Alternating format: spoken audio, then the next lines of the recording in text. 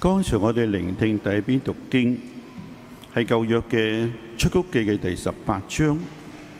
內容呢提到以色列子民從埃及解放出嚟之後，佢哋喺曠野當中行走幾個月之後，抵達到西奈山，而上主就喺嗰度同佢哋立約。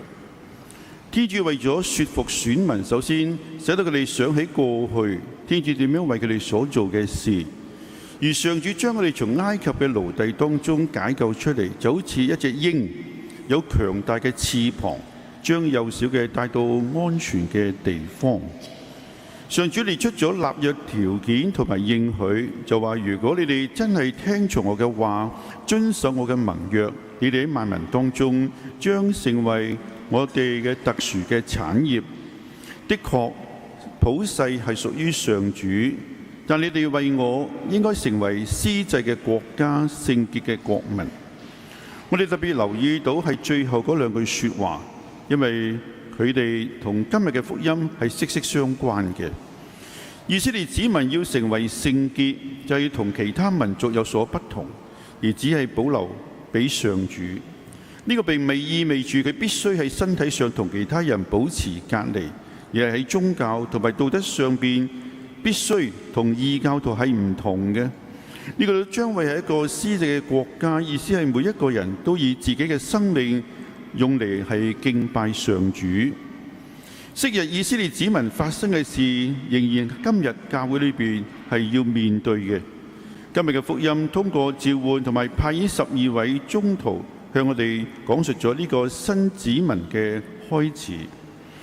最近有間學校佢哋辦一啲親子嘅活動，名為幸福家人，藉住主動咁參與體驗，由親子寫出一啲心聲俾對方，之後放入一個幸福樽裏邊，之後叫對方就出嚟。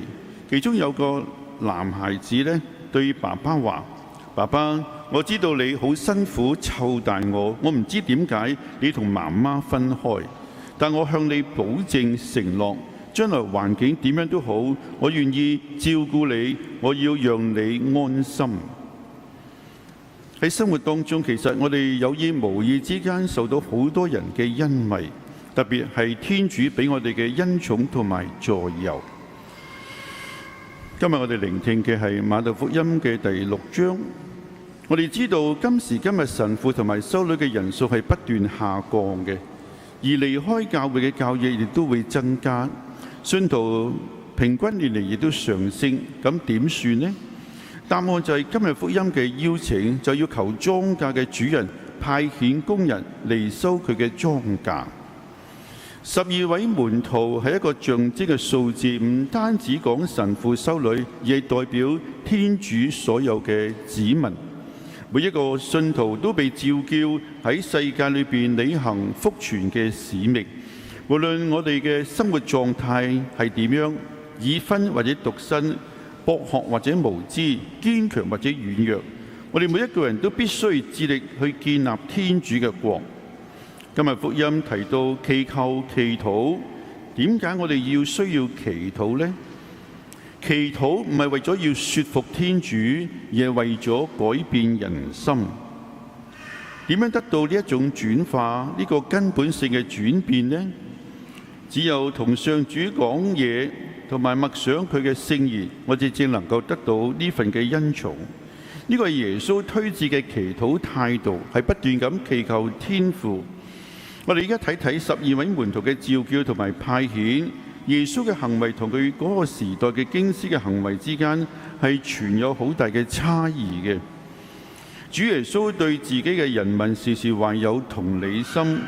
因為主耶穌睇到冇人照顧佢哋呢一班社會上嘅弱勢社群，而當時嘅政治領袖或者宗教當局，每個人都係只求追求自己嘅利益、自己嘅優勢或者發展前景。佢哋追求特權，佢哋往往想改善自己嘅生活，而忽視咗嗰啲飢餓嘅、患病嘅、生活受壓迫同埋受虐待嘅人。耶穌對於有求於嘅人同埋人嘅痛苦係好敏感同埋好有觸動嘅。呢一種同理心促使主耶穌介入，佢開始一個新嘅民族、12呢個數字指嘅係以色列嘅12支派。耶穌命令門徒繼續佢嘅救世計劃，為此佢首先要佢哋祈禱，因為只有喺祈禱當中，人只能夠吸取上主嘅靈氣同埋情感，然後主耶穌授權俾佢哋去驅逐惡魔同埋醫治病人。作為耶穌嘅門徒，我哋需要有呢一種嘅心理準備，去面對生活上種種嘅困難同埋挑戰。主耶穌賦予我哋權柄係咩呢？係上主嘅話。上主嘅話係具有力量，佢能夠剷除邪惡同埋創造一個新嘅世界。今日福音最後2句說話，你哋白白得嚟嘅，亦都要白白咁分施。呢個對於門徒行為嘅要求係完全脫離任何形式嘅自我利益嘅要求。真正基督嘅門徒並唔會為自己謀取私利，基督嘅門徒工作並冇為咗獲得個人嘅利益，或者想被人認識、敬佩、尊敬，使自己滿足，而係時時都為他人嘅好處，甘願為人奉獻犧牲。喺前幾日，我哋為敬愛嘅加筆主神父舉行呢個逾越聖祭。我哋深信加神父依家已經同主耶穌一樣死而復活、升天、永享真福。有人認為加神父係佢最敬重嘅一位神長。喺加神父身上，佢見到全部9個聖神果實，包括咗仁愛、喜樂、平安、忍耐、溫和、良善、忠信、柔和同埋節制。見到加神父就好似見到耶穌一樣，俾到人溫暖，俾人希望。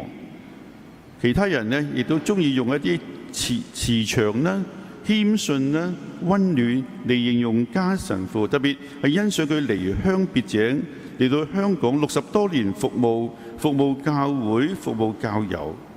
實在我哋要懷住感恩嘅心，多謝天主派一位善牧、一位忠信嘅傳教士，特別嚟到我哋主教座堂陪伴同埋服務我哋足足有17年。雖然間退休，都有9年時間，每個星期日都喺度聽告解。我哋再次多謝加神父，佢好似一盞明燈咁，特別藉住告解聖事光照我哋嘅心靈，藉住分送聖體聖血俾我哋，使到你更加有力量去堅守信仰，去見證福音。今日嘅聖經俾我哋2個嘅好消息。第一，天主使選民諗起過去為天主為佢哋所做嘅事，就係天主使到能夠從埃及嘅奴役當中解放出嚟。上主列出咗立約嘅條件同埋應許，普世係屬於天主嘅，而選民要成為司祭嘅國家、聖潔嘅國民。第二，就耶穌對於有需要嘅人嘅痛苦係好敏銳嘅，呢種同理心促使佢介入，佢開始一個新嘅民族。主耶穌命令門徒要繼續佢嘅救世工程，佢首先要我哋祈禱，不斷咁祈禱。因為只有喺祈禱當中，我哋教會只能夠吸取上主嘅靈氣同埋福傳嘅使命。回應今日嘅讀經，讓我哋肯定天主對我哋每一個人嘅召叫同埋使命。我哋需要不斷為自己家人祈禱，亦都為每日接觸到嘅人祈禱，並為人靈嘅得救唔怕困難同埋犧牲，努力咁奉獻自己。就願天主永受讚美。